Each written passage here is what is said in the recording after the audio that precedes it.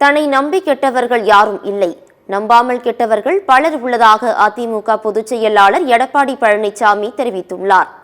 சென்னை எழும்பூரில் அதிமுக சார்பில் இஃப்தார் நோன்பு திறக்கும் நிகழ்ச்சி நடைபெற்றது. இதில் கலந்து கொண்டு பேசிய எடப்பாடி பழனிசாமி, முன்னாள் முதலமைச்சர்கள் எம்ஜிஆர், ஜெயலலிதா வழியில் இஸ்லாமியர்களுக்கு துணையாக இருப்பேன் என்று தெரிவித்தார். தன்னை நம்பி கெட்டவர்கள் யாரும் இல்லை, ஆனால் நம்பாமல் கெட்டவர்கள் பலர் உள்ளதாக தெரிவித்தார்.